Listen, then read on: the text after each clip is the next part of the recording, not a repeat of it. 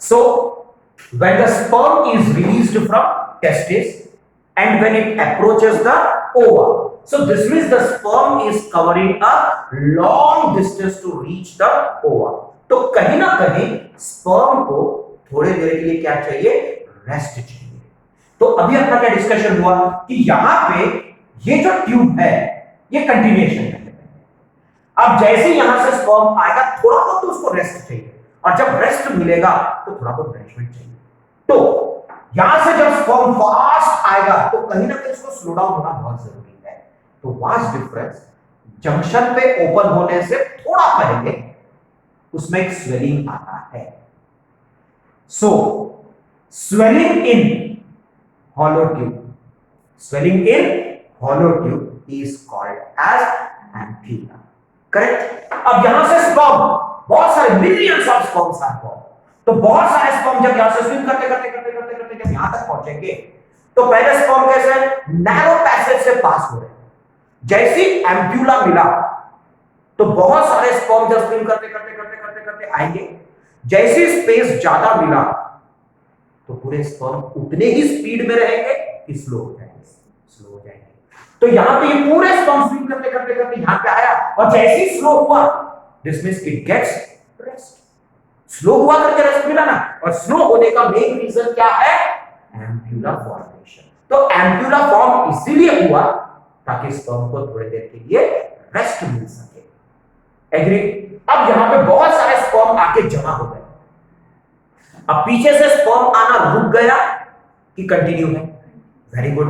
तो यहां पे जो स्पर्म आके जमा हुए और जो पीछे से आ रहे हैं तो वो स्पर्म को बड़े प्यार से आगे भेजेगा कि झटके से आगे भेजेगा. एग्री. झटके से आगे जाना टेक्निकल भाषा में that is called as ejection. क्या बोलते हैं, इजेक्शन.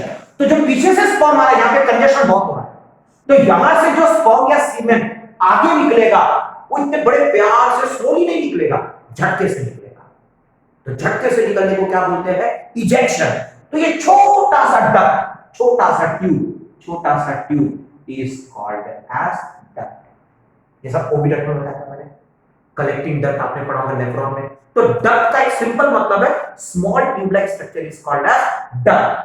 जिस डक्ट में ओवा आता है दैट इज ओविडक्ट. जिस डक्ट में यूरिन कलेक्ट होता है that is collecting duct.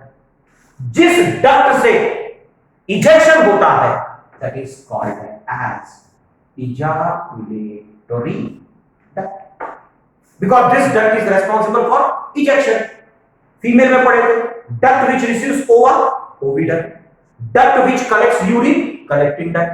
Duct which ejects female, इजाकुलेटरी duct. दोनों साइड में रहेगा. सो दोनों साइड में इजाकुलेटरी डक्ट है, दोनों साइड में एम्प्यूला है, दोनों साइड में वास डिफरेंस है. क्लियर. सो अब कंटिन्यूएशन में स्पर्म के लिए एक पैसेज है. कैसा पैसेज है, टेस्टिस. टेस्टिस में क्या बना, स्पर्म. बना हुआ स्पर्म टेस्टिस से कहां पे जाएगा, एपिडाइमिस. अब एपिडाइमिस में पहले कहां पे जाना चाहिए, हेड, बॉडी, टेक. कहां पे जाएगा पहले, नहीं, सबसे पहले कहां पे जाएगा, हेड में जाएगा. क्लियर. सो यहां पे जो स्पर्म बनेगा सबसे पहले कहां पे जाएगा, वो हेड में जाएगा. From head it goes into what, body. From body it goes into what, tech. From tech it gets into what, vas difference. From vas difference then it goes into what, ampulla. From ampulla it gets into what, ejaculator. From ejaculator it goes into what, urethra. From urethra during copulation it is deposited into female reproductive tract. देखो but concept इतना आसान नहीं है. अब मैंने कितने simple भाषा में बोर्ड पे देख के आपने क्या बता दिए कि स्पर्म बन गया कहां पे, टेस्टिस में. फिर बना हुआ स्पर्म किस में गया, एपिडाइमिस के हेड में गया, बॉडी में गया, टेल में गया. Practically this is not the case. जब हम टेस्टिस को कट करेंगे तो एक्चुअली पता चलेगा कि वो काम कैसे करता है. एक हार्ट पढ़े आपने, जब आपने हार्ट को देखा तो क्या क्लियर 4 चेंबर्स दिखता है क्या, नो. अगर आपने हार्ट को काटा then only we can prove auricles are 2 chamber, ventricles are ब्रूचिंग. जब हमने हार्ट को काटा, then only we can prove bicuspid valve, tricuspid valve. तो मेरे कहने का मतलब यह है कि हम हार्ट का फंक्शनिंग तब पढ़ पा रहे हैं जब हमने उसको कट करके स्टडी किया. तो बाहर से एक व्यू है, कट करने के बाद एक व्यू है. वैसे यहां पे भी जैसा कि हम ऐसा विजुअलाइज कर रहे हैं तो आपको क्या फील हो रहा है कि टेस्टिस में स्पर्म बन रहा है. It is going into head of epidermis, it is going into body of epidermis, it is going into tail of epidermis, and finally it goes into vas deferens. So actually this is not the case. जब हम actually testicle को cut करेंगे, testis को cut करेंगे, तो हमको पता चलेगा कि टेस्टिस में स्पर्म कैसे बनता है, टेस्टिस में स्पर्म कैसे कैसे पास होते होते वास डिफरेंस तक आएगा. ये हम कुछ पीरियड्स बाद पढ़ेंगे. एक्चुअली स्पर्म एपिडर्मिस में जाता ही नहीं है. एपिडर्मिस के अंदर में बहुत सारे बारीक बारीक पैसेजेस है. लोअर क्लासेस में आपने पढ़ा था वासा इफ्रेंशिया. तो यहां पे वासा इफ्रेंशिया, बट वासा इफ्रेंशिया हमको तब दिखेगा जब हम एपिडर्मिस को कट करेंगे. तो कहीं ना कहीं हमको ऑर्गन का फंक्शन पढ़ने के लिए ऑर्गन को तो काटना पड़ेगा. जैसा मैंने बोल दिया कि किडनी, अब आपने भी क्या बोला था, kidney receives the blood, kidney filters the blood, kidney forms the urine. भाई जब हम किडनी को काटेंगे तो पता चलेगा कि किडनी ब्लड को रिसीव ही नहीं करता है, किडनी ब्लड को फिल्टर ही नहीं करता है, किडनी यूरिन बनाता ही नहीं है. It is actually the nephron which receives the blood, which filters the blood, which forms the urine. तो हमको बाहर से नहीं पता चला, जब हमने काटा तो पता चला कि ये सब काम किडनी नहीं करता है, किडनी के पार्ट्स करता है. सेम है यहां पे भी.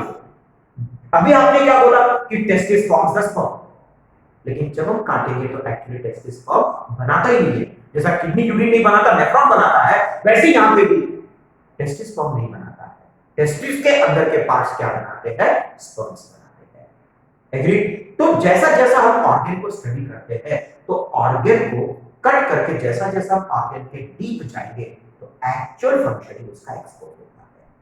क्लियर? उसी के लिए TS and BS of structure पढ़ा जाता है. क्लियर? तो ये तो हो गया एक outline construction. Clear?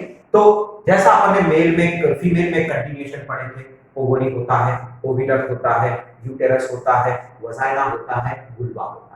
So this is what female reproductive system. वैसे मेल reproductive system में continuation में क्या रहेगा, सबसे पहले टेस्टिस, उसके बाद एपिडर्मिस, उसके बाद वास डिफरेंस, उसके बाद एम्प्यूला, उसके बाद इजाकुलेटर, उसके बाद यूरेथ्रा. अब फीमेल के कंपैरिजन में मैंने आपको बताया था कि एक्सक्रीटरी सिस्टम का कौन सा पार्ट रिप्रोडक्टिव सिस्टम के साथ कॉमन है, यूरेथ्रा. सो यूरेथ्रा में स्पर्म भी पास हो रहा है और यूरेथ्रा से यूरिन भी पास हो रहा है.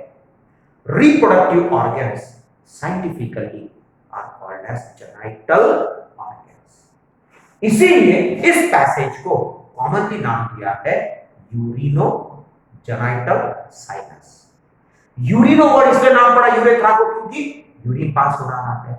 जेनाइटल नाम इसलिए पड़ा क्योंकि वो जेनाइटल रिप्रोडक्शन में भी काम कर रहा है.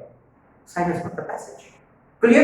So urethra is allowing the passage of sperm as well as allowing the passage of urine. That's why it is called as urinogenital sinus or urinogenital organ. Agree?